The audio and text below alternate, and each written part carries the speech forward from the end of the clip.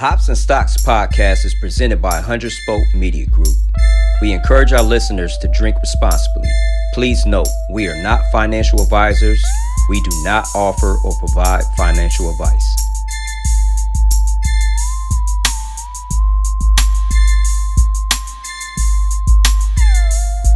I'm Spoke affiliated from the city. Back to the Hops and Stocks podcast, brought to you by 100 Spoke Media Group. This is episode 30. Today, we would like to welcome Ryan Walker. Ryan currently serves as the managing partner for Matrix Marketing LLC. Matrix is a lifestyle marketing agency that is comprised of a collection of innovators, curators, executors, and cultural historians. Once again, welcome, Ryan. I believe Ryan grew up with Billy and Doug.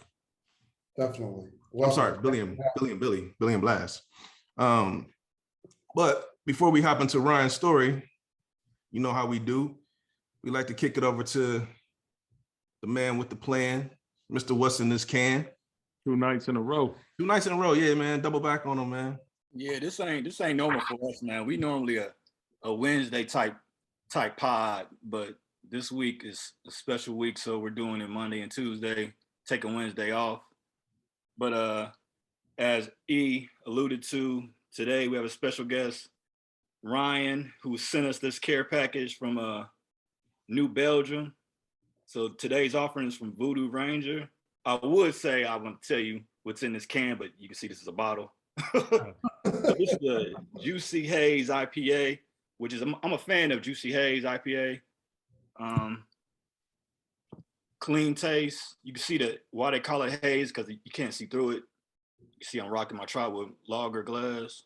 Love that. 7.5 on the ABV. It has a 42 IBU, so juicy, citrus, smooth. I took a sip earlier, so I kind of cheated, so I'll sip on it again on camera. It's not bad. My first time having Voodoo Ranger. It's right on par with, you know what I'm saying, every Juicy Haze I've ever had. So I give it a 4. Once again, New Belgium. This is out of what? Out of 5? 4 out of 5. Yeah, 4 out of 5 mugs, yes, sir. 4 out of 5 mugs. Okay, got you. I'm like, Fort Collins, Colorado. Voodoo Ranger. It's got some nice bottle art right there. Yeah, they got a nice logo with the skeleton always on there.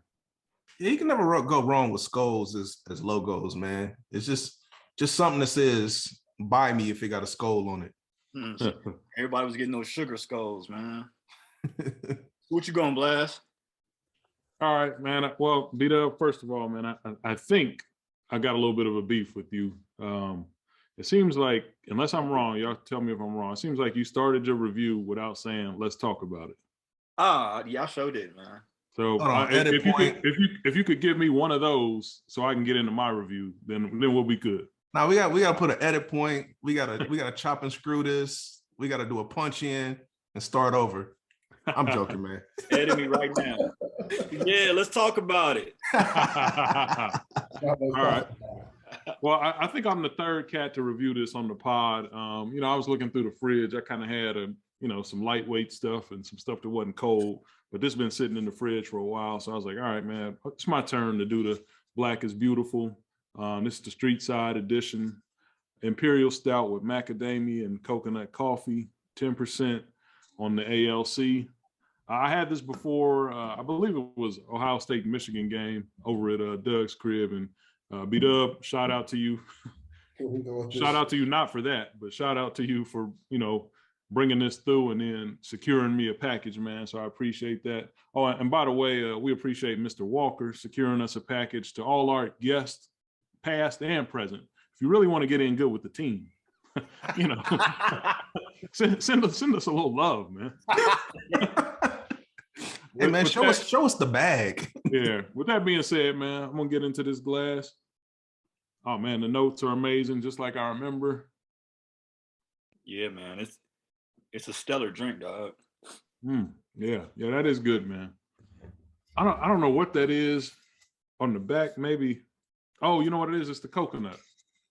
That's the coconut that gives you that little bit of sweet on the back end.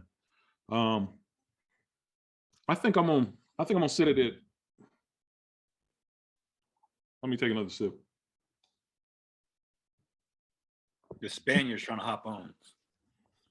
I'm gonna sit this one at 4.5, and like we always say with stouts, we reserve the right to increase that number as it warms up and develops a little bit more flavor. So we'll see. It might go up a notch or two. What'd you give it? 4.5. See, I gave it a 5. Yeah. I know you gave it a 5. You remember what you gave it, E? I think I gave it either 4.5 or 4.75. Okay. I don't think I gave it a 5 either. It's a good stout though, man. Very, very good stout. Do we want to take a commercial break so we can call Sanchez live on pod and tell him which link to use? Take a pause real quick. Because he's probably using the link from yesterday. He needs to use the regular link. When we pause, you gonna pause or call him? No, I said we're gonna do it live. Yeah. on speaker? Yeah, pause might mess something up. Hold on, let me call this man real quick. This is unprecedented, right? Hey, first of all, you can say, "Hey, welcome to the Hops and Stock podcast. You are live on air." You might need to. Oh yeah, we call him Sanchez. Doug, man. That's an affectionate new name he's got. Okay. You look Spaniard. Well, that's why y'all call him Sanchez. Hey, we can't see him. Is the man not answering his phone? Where you at? I'm trying to get the link. I'm at home. Log on with the regular link.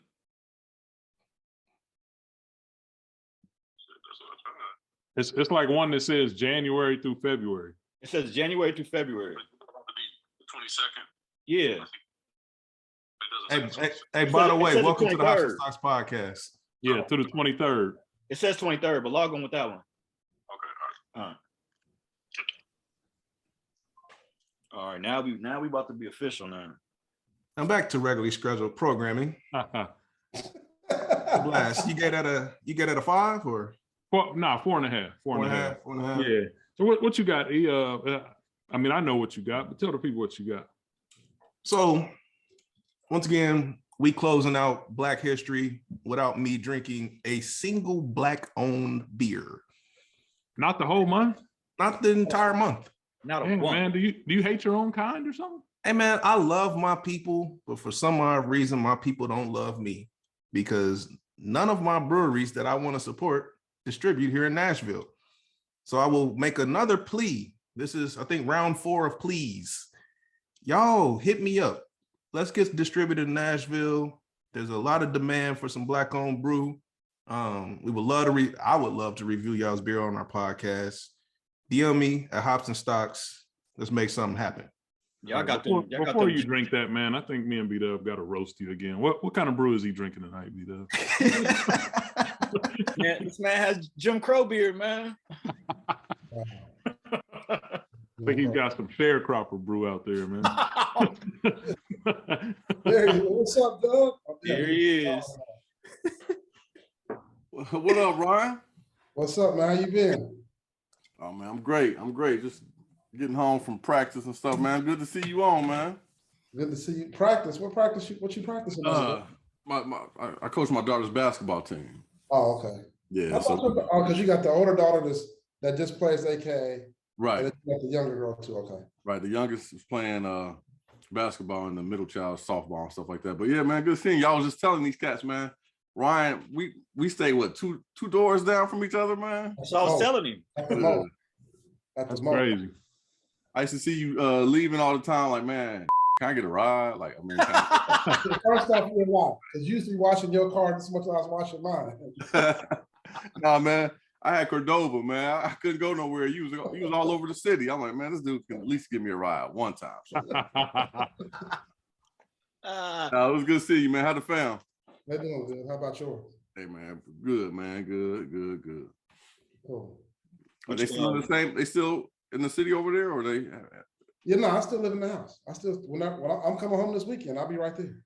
Oh, okay, yeah. I mean, all my parents and grandparents are all deceased, so it's just me in the house. Oh, okay, all right.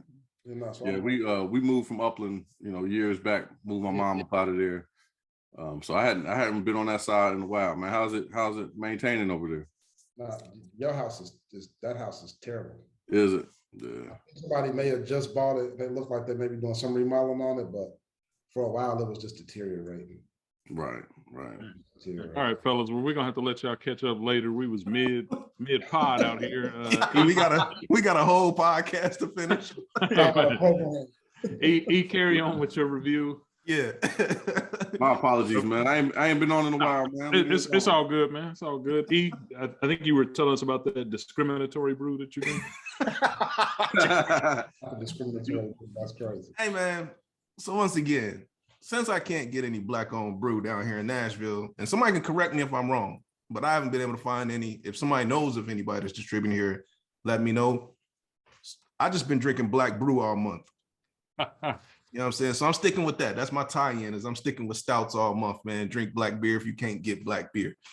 I'm revisiting, well, not revisiting an offering, but Revolution. Yeah, Revolution Brewing out of Chicago. This is from that Deepwood series. This is actually called Death's Tar.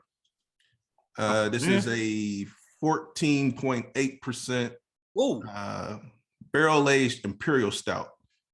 It's brewed with English specialty malts and the addition of flaked and malted oats to create a rich chocolatey profile and silky mouthfeel. That was a word that we learned last night on the podcast, mouthfeel. Yeah. What's the name of that again, E? Death's Tar. Okay. I mean, it sounds like you're saying tar, man, and with the situation you've had with your beer this month, man, I'm not comfortable with you saying tar on the podcast. Man. Yeah, man. Keep it I ain't together. gonna say nothing, man. I'm keeping it together. Hey, man. Like you're throwing it in me and B-Dub's face at this point, man. That word. Hey. Oh. Death's Tar. Y'all see what the name is. Once again, fellas, my apologies for not living in a location where I can get my hands on black home brew. This will not happen next year. I will make a special trip if they are not distributed in Nashville. I'll run down to Georgia and get a month's worth of black owned brew to drink. You gonna move out of?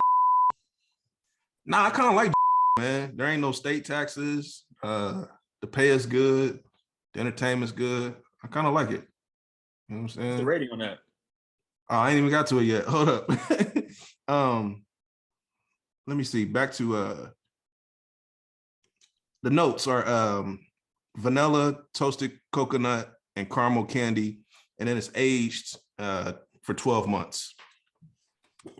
So I've been sipping on this the entire pod since we started, and man, this mug is fire. It nails the notes. You get that vanilla, you get that chocolate, you get that caramel, and you got almost 15% ABV. Man, you know what I'm saying? That's a 5 for me. I mean, it's this is fire. Like, was the last one you did 5.2 from there? I don't know, but it was high. Like, Okay. this is, we had to review the pod, but yeah, this is fire, man. I'm digging it. It don't have, like, none of the notes taste artificial. Like, they all taste like, you know what I'm saying, how you would expect them to taste. And yeah, I'm digging it. So I'm gonna give it 5 mugs. Once again, Revolution Brewing, Death's Tar, out of Chicago, Illinois. So you had 2 of the 3 that I sent you, right? I've had 2 of the 3 that you sent me, Okay. and both have been fire. I can't remember if I gave the other one a 5, but I knew it was good too. I still got that straight jacket, which I believe is yeah, barley wine. But yeah, this Revolution Brewing, man, they doing it for me. And once again, like I said, anything with a skull. Oh yeah, it's fire. Doug, you got something to review, or we slide over to Ryan? No, let's go ahead and slide over, man. I don't have no Plessy versus Ferguson beers.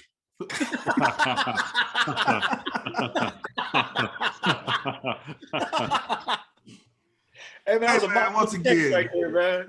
Man. The podcast is not a podcast without Sanchez, man. Like, it's like there's an emptiness in the podcast when he's not on. Whatever. Y'all just talk. No, listen, Nah, I'm mad they called you Sanchez. They were like, well, Sanchez is calling. I'm like, who the fuck is Sanchez? I don't even know, man, Ryan, I don't know who Sanchez is, man. Oh wow. I'm like, who the hell is Sanchez? He try not to own Sanchez, man, but it's sticking. I don't know who it is. He's denying his Spaniard heritage, man. Hey, when is Yeah. you might have to edit that. Yeah, this is getting out of control, man. Go ahead. Hey, let's Y'all started with Sanchez, man. Y'all started that stuff with Sanchez. Dub's always making it tough on me, man. Yeah, can you get rid of that? Can you Let's dump get that? back on track. Once again, we want to welcome Mr. Ryan Walker to the podcast. You know what I'm saying? Ryan, introduce yourself. Like I said, man, the bio is amazing. I wouldn't do it no justice just reading it over. So I'm gonna let you talk about yourself, man. Welcome to the podcast. Legendary Ryan. Yeah, okay, legendary. I appreciate it. Thanks for having me, fellas. Like you said, like Eric said, my name is Ryan Walker. I'm the managing partner for Matrix Marketing. It's a lifestyle marketing and advertising agency. We do a bunch of experiential activities and events and stuff around the country. I grew up in Dayton, Ohio, around the corner from Doug. Was in high school with Billy and Doug, everybody. I mean, that's pretty much it. Like, I don't know where else to go with it. We just got to start talking and we can go from there. Yeah, I'm not really good at talking about myself. That's I see that, man. I'm not really good at Yes. talking about myself. So you gonna make us work? You gonna make us interview you? No, we just don't talk. I mean, we was already having a conversation earlier. Okay. Yeah, So we let's had a conversation. let's start from. Let's get into my interview bag. Let's get to the We're interview. about to get this interview bag. Take me from end of high school to North Carolina. Walk us through that journey. Oh, so the end of high school. So that was right when we finished the Botillion, and me and Doug was in that. So we You was in the Botillion? Yeah, I'm like, you was in the Botillion? yeah. I was in the Botillion. That's why I thought y'all knew him from. Same year with Doug? Yeah, that's how I know. That's how I met Doug, and that's how I met Blast. I was in the Botillion. Okay, well then we met before, for sure. Ryan, I mean, Ryan didn't come to a lot of practices, man. He was like, he just came to the show. He didn't come to a lot of practices. Doug, there you go. I was at every practice, I think. Hey, man, you wasn't in the Botillion, man. If you can't get up right now and jitterbug, then you wasn't in the Botillion. Hey man, change your screen to your high school photo, man. Then that might click. Remember Boss Hall? So My parents have our photo up on their piano, like all of us. I might have to check it out next time I'm at the crib. yeah, it's on there. It's on my Facebook for sure. Like, because it was a whole group of us, right? Like looking like the Morris Day and the Time. Hey, yeah, we was clean. We had tails, I think. We had tails. We had tails. Yeah. Yeah, that was fun. All right, so where'd your journey start? Oh, so how it started, how I ended up on the North Carolina Charlotte was essentially, I was going through a college book and just saw the name of the school. And then I wanted to go out of state. So I looked at North Carolina State, UNC Charlotte, and then I looked at Georgia. Georgia, I didn't get accepted. North Carolina State, I got accepted, but they didn't have guaranteed housing for freshmen. They had too many applicants, too many acceptances, and not enough space. So then I visited Charlotte's campus and stayed. I liked it and was like, this is where I'm gonna go. I mean, obviously I got, like everybody from Dayton, CJ Trotwood, Jewel Pot, Ohio State getting in as your backup. For me, it was a backup just because it was in-state, not out of state. Not academically, of course, or institutional-wise, because, it's all about Buckeyes for me. So that's how I ended up in Charlotte. I ended up in Charlotte, stayed there for about 5 years. Like, we graduated in 95, but I graduated from college in 2000 because I actually enjoyed college a little bit. Yeah, same here. I think we all did 5. I think everybody graduated 2000. Yeah, 2000 was my year. So then after that, crazy enough, I started working for the sheriff's department as a counselor in the jail. That was my first job out of college. I graduated on that Saturday, was working on Monday, and that was in May. And then in July, me and my best friend, fraternity brother, college roommate, we started a production company. And I got my first documentary in July, the same year I graduated from college. So I was doing all jobs at the same time. I was working third shift in the jail as a counselor, and then in the days I'll be doing production stuff for movies. You played Iota? I can't remember. Yeah, right. You know what I did. You already know what it was. Yeah, I played Spring 97, Zeta Delta, Kappa Alpha Psi. Got suspended from school for hazing, actually, crazy enough. Had to sit out a semester and then went back. So yeah, but you played, huh? What was the documentary? I mean, what was the? So my first documentary that we did was called The Hoop Family. It was about a pro-am team in Charlotte that really just dominated the NBA Summer League. And they had like Lamar Odom on it, Jeff McGinnis. Our heels. Yeah, it was some other dominant players on there at the time, but then we ended up getting footage from like John Chaney, Pat Riley. Wow. We had some few footage on there, but that doc never came out though. We, as a first-time filmmaker, you go through the challenges of learning how to make a movie. And unfortunately, for multiple reasons, it didn't come out for that. And then also the executive producer at the time who owned a few Foot Actions and was an overseas professional ball player, ended up getting arrested for like murder and drug trafficking. It was some wild shit. Right. So needless to say, we didn't finish the movie because we ran out of money. Then my second doc, which I got right after that, was about Players University. It's called The Diary of a Player. With Ken Lowe, who's from Dayton, Ohio. Oh yeah. Clothing line. Okay. Players University. Yeah. Diary of a Player. We went around and interviewed a bunch of people about what their definition of a player was. And then he ended up selling his company to, I want to say Foot Locker, or he sold his company to somebody. And Okay. they didn't release the doc. They was like, nah, we just want your clothes, but you can't do nothing with it. So that project never came out. So my first two projects never got released. Crazy that they never got released. Do you still have that footage? Yeah, we still got the footage. We still got all the, being low was just talking about it the other day. We still got all the footage from Too Short to Shakira Stewart, who's passed now, to V. Like we could do it. We could almost do like where are they now? Like, cause now the Loon is out of prison, but now he's doing all of his stuff with and now he's a Muslim and doing all his boys camps and fitness, focus, all of that type of stuff. Whereas before he was just rapping. So you really get to see the evolution of some of the key players in the doc. So we still got the footage, and he's Lowe actually just got the rights back to his company, I think maybe last year. So he wants to bring it back around. So he's actually looking at the footage the other day, and it was crazy. Yeah, I've been seeing people rocking his hoodies and whatnot from the city. Yeah, it's coming because he got the mark back now. So he's actually selling it, trading it, using it. Like it's going good. That's good. I always wondered what happened with Ken Lowe and Players University. Yeah, he's bringing it back. He had to stop for a while because he sold it, and they just shelved it. That's some good dating history right there, man. The term, so he got his lights back. He got his rights back. So you're gonna see a lot of it pretty soon. So you shot that at the Black Film Festival?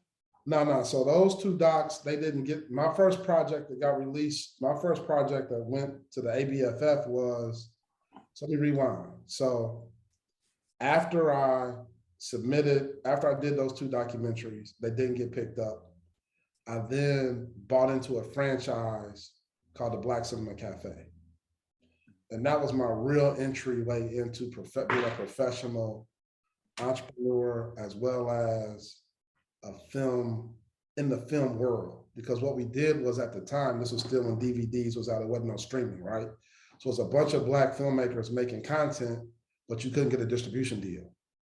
So we had a model to where we would take the best films from the festivals around the country, screen them in like 15 different markets, and then we would rate them and then use that to sell those projects to different distributors, whether it was Best Buy, Walmart, Target, BET, whoever it was. So we would screen those films around the country.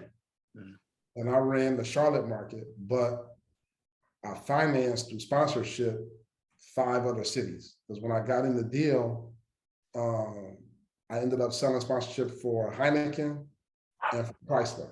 And they took over like 7 of the 12 markets. So I was 22, and this is what I was doing. So while I'm still working at the sheriff's department, I'm also running this sponsorship deal around the country, which is really how I built up a network of people around the country, was through that Black Summer Cafe program, which is then how I got to New York. So when I left, when I went to New York, the county job was over with, and I was like, you know what, this should get renewed every election. I might as well do my own thing. So the company who owned the Black Summer Cafe, they owned the American Black Film Festival. So they were like, hey, you're doing really good selling sponsorship on the Black Summer Cafe. Come to New York and let's see what you can do. So I moved to New York. I had a 12-month lease and an 8-month contract. And I think I was making maybe $2,000 a month when I moved to New York. And my rent was $1,200, my car note was $400, my Metro Pass was $100, and the rest was just whatever was left. So that's when I moved to New York, and then we just made it shake. And then I met, actually, a boy from Dayton, Lamar Jones. He went to Patterson. You might know him. He was a year ahead of us, though. So he already had Light-skinned cat. Light-skinned cat, Lamar Jones. Yep. So Lamar Jones was already in New York. And I was working for the ABFF, but then when we was doing parties. So I was working for the Film Life, doing all of that stuff, but I couldn't make movies. So part of the deal with them was, you can't make any movies if you work for me. You got to focus on me and only me. So I was like, all right, cool. So this is probably 2004 now. It's like 2004. And then I segued out of that job because I tried to buy the Black Summer Cafe from them, but they wouldn't sell it to us. So we created our own thing called the Urban Film Review. And then me and him partnered up with his marketing company. And I brought a client in, he brought a client in, and then we had the Axe Body Spray short film competition. And then that next year I made my first feature film, which got into the ABFF. It was called what's the name of that movie? Fuck, I can't think of the name of it now. When you say made so many movies, it's called Confessions of a Call Girl. My first movie was called Confessions of a Call Girl. It had Tamala Jones, Clifton Powell, Angel Conwell, Joaquin Woodbine, Lynn Whitfield, Roger Guinevere Smith, and a few other players in it. You had some heavy hitters out the gate. Well, I mean, I kind of feel like I've seen that, man. Like, I know I've seen that title. Yeah, Confessions of a Call. You can watch it now. I think it's on Amazon Prime, maybe. That was my first film. That was my very first movie. And that was the one I got at the ABFF. And so do you create these films, like as far as like the writing process, or you just strictly directing them? No, I just produce. So my partner from college is a writer.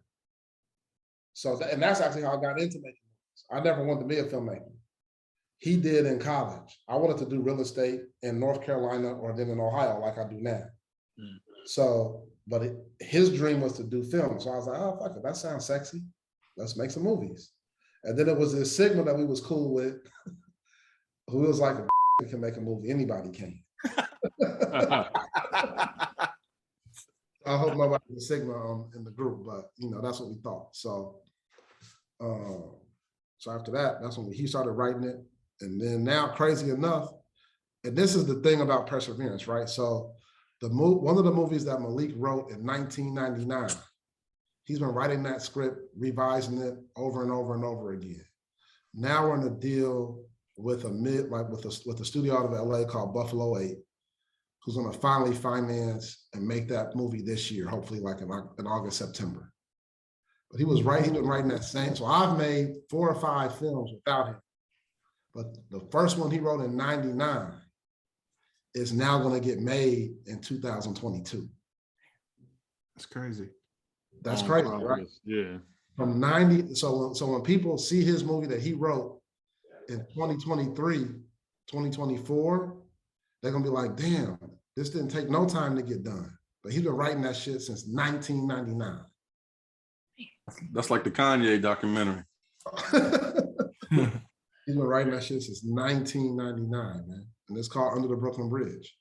Ryan, talk a little bit about what producing a movie entails. You know, we hear these terms, director, writer, producer. Talk to us a little bit about what a producer does. So you're the lead producer on a film. You're essentially like a general contractor and a head coach and a waitress at the same time, right? So you have to hire all of the right people, but it's a selfless job because you're really there to serve the project. But then you have to have belief to know that, like, I'm gonna make this happen no matter what, right? So, because when you write a script, it's really just a conversation. Like when you look at a movie, you don't realize this, but in the script, it's really just conversation between people. That's all a movie is. Mm-hmm. So when you write a film, it's essentially somebody like me takes your idea and makes it shareable for other people. Okay. So one of the things that I like to say as a producer is we make dreams come true. That's because every writer has a dream and an idea in their head about what they want to do. And then there's somebody who takes that, believes in them, and pushes it forward. And then there's a director who wants to push it. Somebody has to push it forward. And then we bring all the pieces together, get all the financing together, and then make the project, and then sell it, and then everybody gets to see it. So you're over like making sure you have the right type of actress or actor in that position? Okay. Actress, actor, director, grip, catering, like all of it. All of it. You're essentially like the CEO of the movie. Right. So what about like, you know, stage direction and making sure that if there was like a particular stunt, I'm not sure if you're doing stunts or anything like that. So you're making sure all that goes smoothly and all that, right? Right. So ultimately, no, I'm responsible for if it goes wrong, but I don't necessarily, it's not my job to make sure it goes right. So it's my job to make sure all of the professionals are hired. Okay. For them to do their job. And as long as they do their job, they're celebrated. If it goes wrong, it's my fault though. Right? Yep. If it's over budget, that's your fault. If it's over budget, that's my fault. And if it's under budget, it's my fault, but nobody cares. Right. I imagine it's like you being a husband with a wife and a bunch of daughters. Like nobody, like, what the fuck? What you do don't get celebrated. You like this is what you're supposed to do. Right. They upstairs eating now, but they ain't coming down here and thank me. They just right. See, yeah. but sounded kind of personal, man. But imagine his point. It's kind of like Chris Rock, what Chris Rock said on his. Right. Yeah, nobody gives a F about daddy. Right. No, they don't. So that's the same way about a producer. It's like, you know, it's a cool job because you're essentially the business admin CEO of the film side. Like you're creative as far as your idea, your thinking to problem solve and get it done and push it through. But I'm not the one, me personally, there are producers like Spike Lee who produces, writes, directs, or like a Tyler Perry who does it all. But my skill set is not, I'm not a writer, I'm not a director. I'm a visionary so I can get it and then I can execute so we get the work done. But I'm not the person that's going to jump in and be like, yo, change that light. Like I'm not doing that. When we come to you with the Hops and Stocks or the 100 Spoke film, then we good. We already got a producer for the project. Yeah, you're good. You're good. If I like it, yeah. If I like it, we're good to go. But you know, listen, yeah, we are. I know everybody, so it can't be so bad. Yeah. You're gonna love it. You're gonna love this one. Yeah. So you just get a writer attached, write it up, and then move forward. How does a film transition to like music? Or have you transitioned to that? So I do a little music because my nephew is a rapper. So I do a little bit of music with him. He's from Dayton too, so we do a little bit. But how I think film translates into music now is because everything is so visual with your content. So where we used to just watch Young TV Raps or BET, right now, every song is a music video too. It's put out on YouTube. Yeah. So you have to have a visual component to every audio thing that you do as a musician now. Like you just have to. But it seems like marketing has changed so much since when we were coming up. Like the main ways of, marketing yourself and getting out there was, commercial, radio. Now is pretty much you can go viral or be famous just sitting behind keyboard on your couch and, do something outrageous and you get your fame right there. There's so many different lanes that are afforded to you now that we just didn't have back in the day. It's crazy nowadays. It was hard. It was hard to really become popular outside of your city, outside of your neighborhood. You know what I mean? Like, fuck your city. Just if you wanted to be the man, if you was from Westwood and wanted to be the man in Trotwood, you had to go to Trotwood. Yeah. You couldn't just be at home and be popular. Like you had to go somewhere to do it.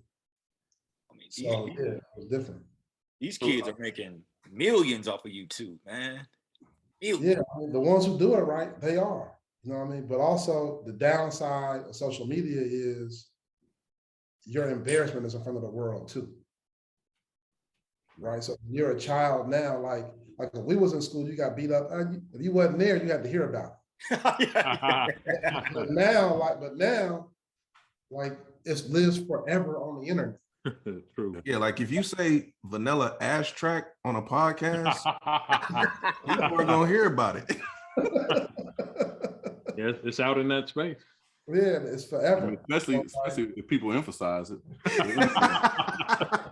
So not to get into your pockets, man, but But how much do you make? I'm not you. He wants to know, but the monetary side of it, do you get like residual off of the films when they're aired or when they're if they're streamed? How does that work? So yes, you do, but and part B to that question is that a contractual thing that you learned how to do before you got into the business or while you were working in the business? That's just where I was going. So okay. So yes, you do, but no, I don't. And here's why. I didn't own the projects. I was a producer for hire. So because I had a fee to show up, I didn't get any back into the project. Gotcha. Right. Can you negotiate that in your contract, saying you want like points on the project? Yeah, you can. And I did on my last doc, which was the rise and fall of the hip hop drug empire. Was about the BMF. So we did that one, and I negotiated in there, but then movie math is tricky, man. Like it's always an expense. It's worse in the music business on the back end. So if you don't really own it and you're not really a true professional force in it, get all the money you can up front. That's what I would say to any up and coming filmmaker.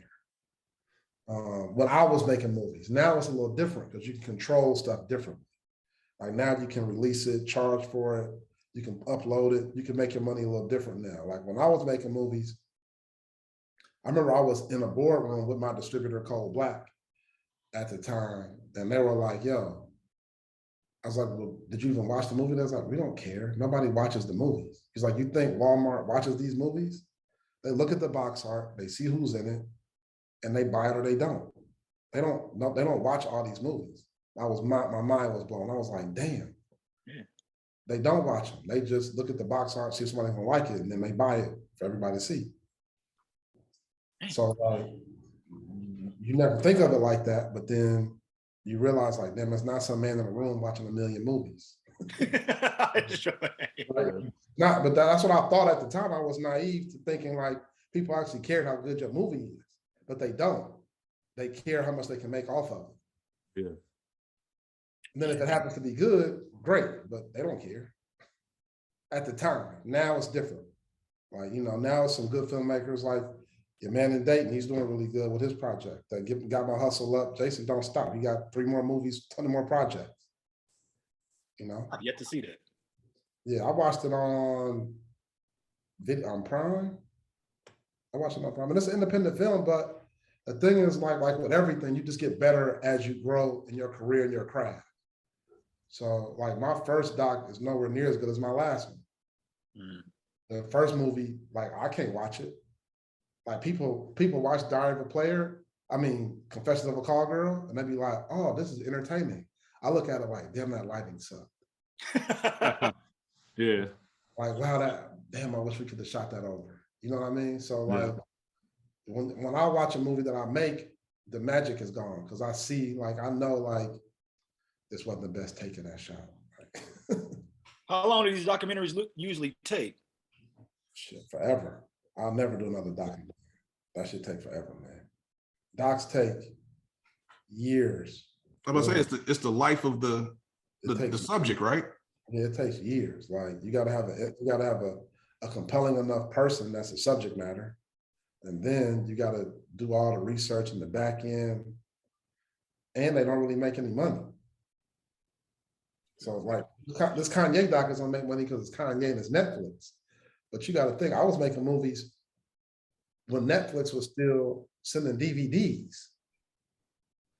Yeah. Y'all remember when Netflix was a DVD service? Yeah, I remember that. I think I had a subscription. Mail it to you. Yeah, they mailed it to you, then you had to mail it back. Mail it back, yeah. Like, I think I got a couple still. I ain't never mailed back. yeah. So you gotta really, that's when I started making film. So my first film was made on 35 millimeter short ends. Like we made, now you don't even use 35 millimeter no more for real. Like, Have you ever got so discouraged you like, man, F this, man, I'm gonna make it would be you to ask that question too. That's crazy. Yeah, man. That's see, I don't know if you follow the podcast, but you get that from Sanchez from time to time. Come on, man. He's the wild card of the bunch, man. But he asked him so smooth, he like Charlemagne. So let's we talked about the filmmaking. Let's transition over to like your corporate roles and things that you've done in the corporate space. So from a corporate side, I've been a marketing executive or professional for since probably 2005. Where I worked for various agencies on different campaigns, whether it was, your staples, your liquors, your alcohols, your tobaccos, your beers, done some stuff, like I said, for Chrysler, different automobile companies.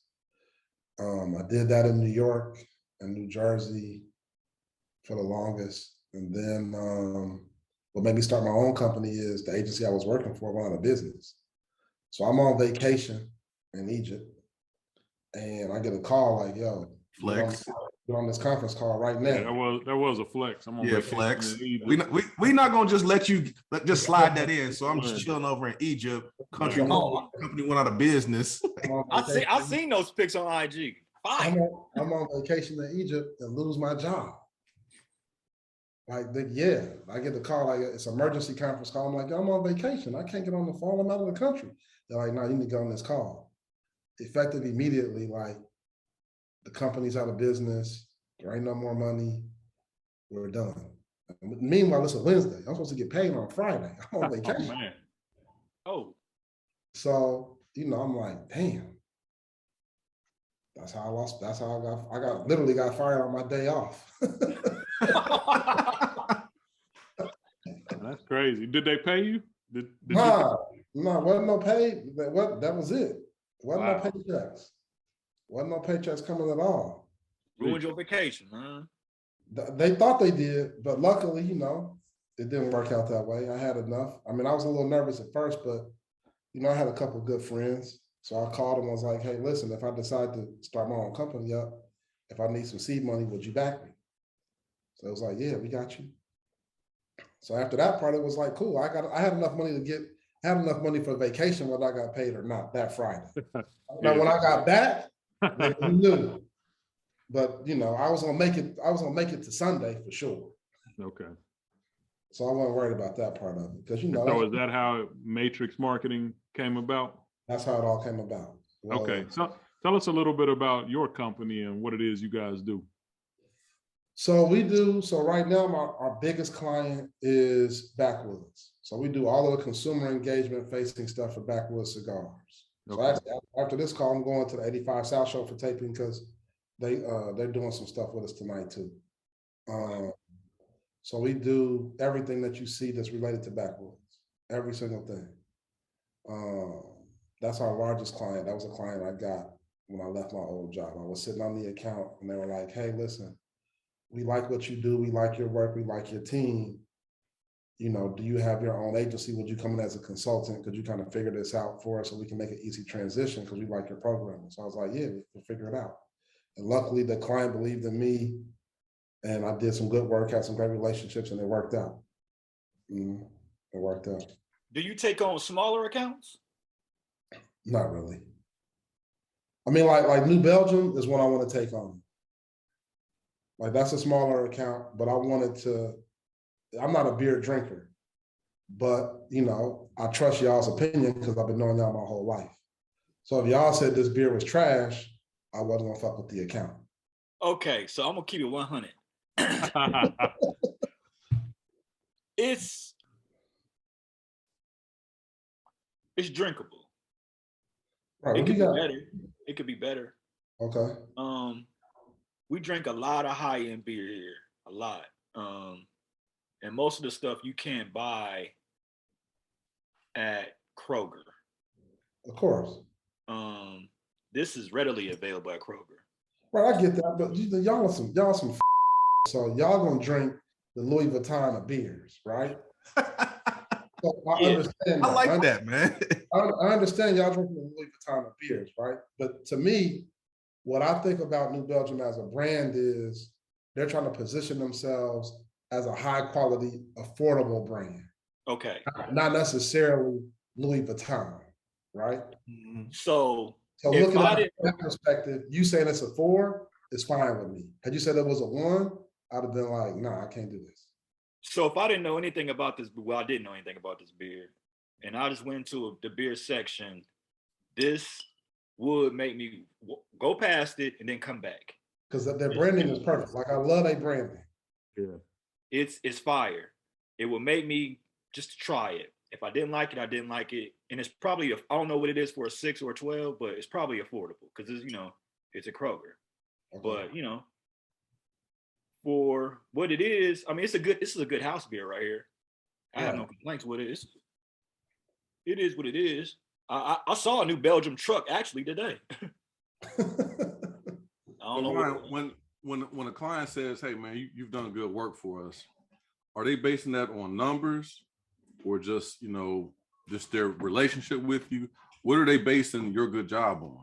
Or what goals do you set to make that a good job? So how they base a good job for me is it's a combination of numbers as far as sales impact, media impressions, social chatter, brand equity in spaces where they want to be in. Gotcha. So like for example, right now we know there's a low index of African-American beer consumers. There just ain't that many of them. For some reason, we just don't drink a lot of beer, relatively speaking to other beverages, right? So if I take on New Belgium now, and they're not really doing shit, and then I put some stuff together for them, and now it's popping, they're gonna be like, great job. You know what I mean? That's how they're gonna look at it. So would your direction to take New Belgium, would it be to appeal to the urban community? Some of it. It's gonna be to appeal to the urban community. And we're gonna have to work through those goals with Catherine, who I introduced you to, Bill. Yeah. But ultimately, like, yeah, they want to move into an urban segment because they know that's where you can grow stuff at, because they have zero share in urban beer. Yeah. What is her title at New Belgium? I believe she's the brand director. That's what I call her. That's what I introduced you to her as. But that she may be the brand director on one of the brands. So not necessarily. So she could be Voodoo Ranger. She could be one of the other brands that one of the other brands that they have. She's more than welcome to come on here and, you know. Yeah, I'm like off camera, man. We all might be able to work something out. I mean, we're what she's looking for. Yeah, I'll let her know. I'll let her know now that y'all didn't say that it was trash. I wasn't gonna set her up to be on here. I wasn't gonna set her up. Listen, I wasn't gonna set her up to come on here, and y'all be like, "Yo, your beer sucks." It's always room for improvement, man. You know, yeah, I'm gonna do that. even some of the better brands that we drink, they have an off day. You know what I mean? So you're not gonna be on all the time, but it needs to be more consistent, good than bad. You know, I've had beers. I've had beers that were, 8 ounces, $30 for a 4-pack. God awful. He was wild. It's like, supposed to be the Louis Vuitton of beers, but I think it was trash. You was just feeling rich that day, huh? He was like, we know exactly what beer you're talking about. He got a Louis knockoff that day. You know why I bought it? Because it was small and it was $30 for a 4-pack. I'm like, man, it's gotta be good, man. Hey, they got me too. Y'all put their name out there. Go ahead and put it out there. I can't even give them no more shine, man. Hey, Ryan, one thing about on your bio that looking for it, because I don't know what it means. Multi-tier entertainment properties. What's that mean? All right, so what that means is, I do film, right? Sure. And I also do the music stuff with my nephew. And then to a degree, the marketing is also entertainment as well. So when you bladder them all up, right? So I can put, like, let's say for an example, I put my nephew in a movie, he can make the soundtrack, and we can do a marketing campaign all around it. So I try to find ways where I can vertically integrate all of the ideas I have, so where we can leverage them from the bottom from the top to the bottom. Okay. So with y'all, like, imagine if y'all had your own Hops and Stocks beer brand, right? You had your own label. You could 2025. You could then talk about it on the show, promote it, sell it. So now you got content, you got a product. So you're trying to vertically integrate everything you do. So as you walk through all your properties, I try to find things that align with each other. So that way we can figure out ways so they can all benefit, they can all build off of each other. Okay. And I saw on your bio towards the end too, it said you're most proud about the seminars that you do in conjunction with local banks. Can you touch on that a little bit? Yeah, so one day I woke up and I had, you can buy houses in my old neighborhood, Doug's old neighborhood, for $4. Maybe not now, but you could at the time. Mm-hmm. So as I'm buying these houses and renovating them and remodeling them, I'm still looking at the rent is still cheap as fuck. It's like $500 a month for rent, still this day. Like, I don't charge any more than $500 a month for my house, except this new one I just built or just remodeled. For the most part, they average out about $550 a month though. And I'm like, but they don't have any ownership. So I was working with Right Pat, and then one of my tenants, I actually talked to them and helped them get a home. So I helped one tenant buy a home, and then he moved his niece into one of my houses, and I gave her a no interest loan so she could buy the home and just pay principal only on the property to create home ownership in our community. So that's what I've been doing. So some I rent, some I hold, some I renovate, some I sell. It depends on if I see the person is really trying to build wealth and create a legacy for their family or for themselves, or whatever they want to do. So that's what I really like to do. Shout out to you for that, man. That's big. A lot of people, could take that money and run, but it sounds like, you're trying to build something bigger with, what you've been afforded to do. So kudos and shouts out to you for that. Thanks, man. I appreciate it. I mean, when you especially in your hometown too, you know what I'm saying? It's like, right where you grew up too. So yeah, it's literally it's right down the street from where I grew up at. Yeah. So yeah, that's what I buy everything on the west side. I don't go anywhere else. I don't look at Trotwood, don't look at Centerville, don't look at Inglewood, don't even look at Dayton View. I keep it really Residence Park, Hilltop, Westwood. That's pretty much where I then own some stuff down Gettysburg, like on Middlehurst in that area. There's so much opportunity, man. Like by mistake, I subscribed to Redfin. I had looked up a property in West Dayton, and I guess Redfin just some algorithm just said I wanted to be on a mail blast, and so every day I'm getting emails about properties in West Dayton, and I send them to the group chat like, man, look at this house, it's 29,000. You know what I'm saying? Look at this house, it's 15,000. Like it's so many opportunities in Dayton. And if we as Black people don't get in and swallow them up, the other people gonna come and get them, and they're gonna push us out. You know what I'm saying? So there's opportunities for people to invest in the neighborhoods that we grew up in. And like you said, buy, hold, buy, sell, rent them out. You know what I'm saying? But you don't lose your neighborhood to outside investors. No, you don't. And I tell anybody who, if I sell somebody one of my houses, if they want to move, give me the opportunity to buy it back. They don't have to, but I ask for it. Yeah, that makes sense. Because the thing is, like, to be able to have influence over how the neighborhood looks is important to me. Like when I moved to New York, I remember I was in Harlem. I moved to Harlem on a pre-gentrification, right? So my block, right across from my door and my building was it was a basketball court, allegedly, but it didn't have any hoop, and it was an open air 24-hour drug market. I remember when the first white person moved on my street. I kid you not. The kids used to take his bike and give it back to him. It was the wildest shit ever. And then that neighborhood changed in 3 years. And now you can't even afford to get over there. And the people who live in that community got displaced. And now the same thing is kind of happening on West Dayton, in my opinion. It's like where Doug grew up off of 3rd Street. They just built the library there. Yeah. They're going to extend all the development up to the VA. So the house that you used to live in 5 years, that neighborhood's gonna look altogether different. Yeah. No, I mean, but is that bad? You know what I mean? It's bad if you're happy with the decisions that you made, it ain't never bad for you, right? But it's bad when we didn't have the opportunity to stay and remain and make sure our neighborhood looked like how we wanted it to look. Yeah, I mean, I get that, but I always think there's two sides to gentrification.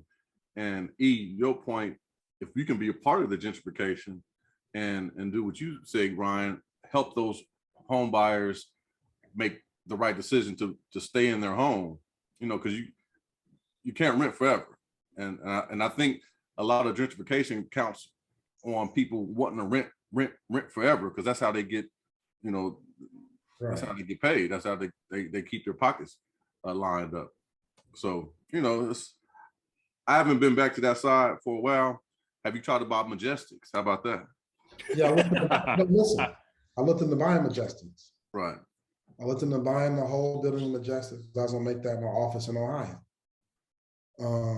But we could never find out who owned it. I worked with the city. I worked with Nicole Miller down at the city with our representative in the area, with Noop, who's in the office down there at the tax office. We tried to figure it out. We found out they owe back taxes on it, but we couldn't get in touch with who owned the building. Yeah, a lot of times, man, the title has changed over so many times.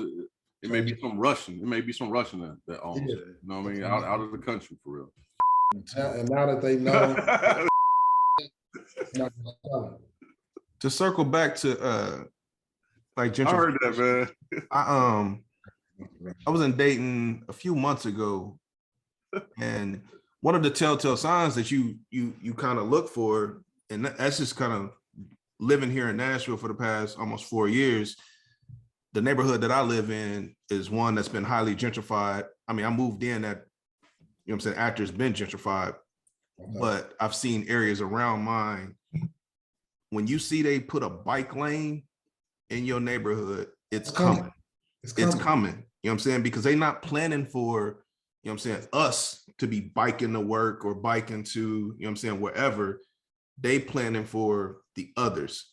So I was recently, like I said, I was in Dayton and I seen a bike lane going down Salem, like past Grant. I also seen a sign that said West Dayton. When they start publicizing the neighborhoods and things like that, you know what's coming. So us as individuals from these different neighborhoods, we still have the same opportunity that they have to buy these properties. We just choose not to, or we just kind of think like, man, I don't want to buy nothing there, or we don't have faith that there's value in those properties. There's always value in the property that's undervalued. I mean, we can buy plots of land along the river over there on like Riverview and Miami Chapel and all that for like $900, whether they build anything or not. You own a piece of land. So if anything ever comes through that neighborhood, they gotta holler at you. I gotta holler at you. You know what I'm saying? Like they can't build on your land without hollering at you. So that's kind of where I'm at now. It's like, I gotta hurry up and make some moves before you miss that wave. I'm already seeing houses. I've seen houses in Trotwood post tornado going for like 200,000. You know what I mean? Like houses wasn't going for 200,000. You know what I mean? Not on the regular. I mean, where B-Dub grew up at, because you know he lived in a mini mansion and whatnot. But for the most part, houses in Trotwood wasn't going for 200,000. You know what I mean? But now these developers are coming in. They're buying up these distressed properties. A lot of times because the people who are in the properties, like you said, don't own the property. They renters. So the landlord may live in New Jersey somewhere. It's like, yo, I don't care about that property. You want to cash me out? Take it. But we're connected to the neighborhood. I'm connected to Residence Park. If I could buy up Residence Park, I would. You know what I'm saying? I grew up there. You could buy some stuff in Residence Park easy. Yeah, I mean, houses in Residence Park, everything in Residence Park is sub 30,000. There's a house that I'm looking at right now that's it's 23,000. One of my homeboys is a general contractor. He was like, he's like, you get this property. He was like, you probably only got to put 15 max in it. So, you know what I'm saying? I'm at 33,000 for this property. And I got a whole house that I can rent, you know what I'm saying, $600-700, or sell it if I chose to. Like me, I don't want to sell anything. I'm trying to build a portfolio to hold. You know what I mean? Because I believe that in 5 years, Dayton's not going to look how it looks now. And it's not going to look how we remember it, you know what I'm saying, 20 years ago when we were all there. It's a little different. Yeah. It's a little different. Like I'm on the West Dayton Land Use Board. So I see all the stuff that wants a variance to be built. So it's like developments coming all of along that corridor. It's gonna be ridiculous. Yeah. Everything look different. I'd like to see some bike lanes out in Trotwood. Trotwood has declined so much, but there's so much potential in Trotwood as well. Yeah. Is that where you live in Trotwood now, Doug? My mom lives in Trotwood. Okay. So once we moved her from that house to those townhomes across from Hare Arena. Okay. Hare Arena's a whole nother story. Hare Arena's gone. Yeah. Yeah. I'm home a lot. I'm in Dayton probably at least a week a month. Like I'm home a lot. Okay. You based out of New York? No. So I left New York in 2017. My grandmother got sick. So I left New York to come home. Okay. I came home September 28th, 2017. She passed October 1st, 2017. So then I stayed in Dayton until probably full-time, stayed in Dayton until like December 20. Then I moved to Atlanta. Okay, so you're in Atlanta. Gotcha. So Got to go to Atlanta. I'm thinking literally 95% of our guests live in Atlanta, man. Yeah. Oh, really? Yeah, I live here now. So this is where I'm at. The Black Mecca. Okay. Yo, it is, man. Like, I love it. I mean, you know, the one that people ask, what do you like about Atlanta so much? What I like about Atlanta is you can really be like subpar, average, high school dropout, maybe high school graduate. And because there's so many Black-owned businesses, political connections, those, like in Dayton, where you see how the fuck did this dude become the foreman of this construction site? Like, how is this even possible? Right? Well, Atlanta, I see how it's possible. It's us in charge of running shit. So you can hire your drunk cousin. Just don't drink on the job. Yeah. You know what I mean? You can be like, because I went to CJ, so I used to be like, how the fuck does this person have his job? Like, he couldn't even tie his shoes in high school. Yeah, that's called nepotism. It's called nepotism. So that's one thing I do like about Atlanta is it levels the playing field enough to give us opportunities. It ain't never level in America, but it gives us enough equity in the system from a political base and a financial base to where, and education because of all the colleges. So it helps. So that's why I like Atlanta. So what's next for Matrix Marketing? To grow the business, man, I gotta grow the business, get some more clients, and do better work. Like right now, it's a small team. I got under 10. I have under 10 full-time employees. I would love to be able to create jobs for about 100 people or so and grow the company. How long has Matrix been in business, Ryan? 2 years. 2 years? 2 years, yeah. When I got my first client, they gave me a contract for like in the hundreds of thousands. And now I've grown the relationship over the years to now it's it's $1 million client now. Congrats, man. Congrats, man. That's not my million. But yeah, just congrats. You just grow the business and scale. Thank you, I appreciate it. Yeah, congrats, man. Man, we want to thank you for coming on, man. You've been very insightful. Oh yeah, of course, man. If there's any way you want to get out your information to our listeners, you can do that now. If there's a way they can contact you. Nah, man, I'm glad y'all invited me on. I'm glad y'all invited me. We got to talk about it. It's cool. I mean, my Instagram is RJWalker26. But other than that, I'm glad we got to talk and chop it up over the years. It's been forever. Next time I'm in the city, man, I'm gonna hit you up and see if you give me a ride somewhere, man. See if you won't leave me. You missed our part of the call when we was talking about how I started working and making 25 cents a car at my dad's car wash. Right. Okay. You missed that part. So because you had a Grand Prix. I had a red Grand Prix. Yeah, see, I already knew what it was. Every time I see it pass, I'm like, man, he going somewhere. I had a red Grand Prix. Get a ride to rallies, please. Doug, stop. Doug, stop.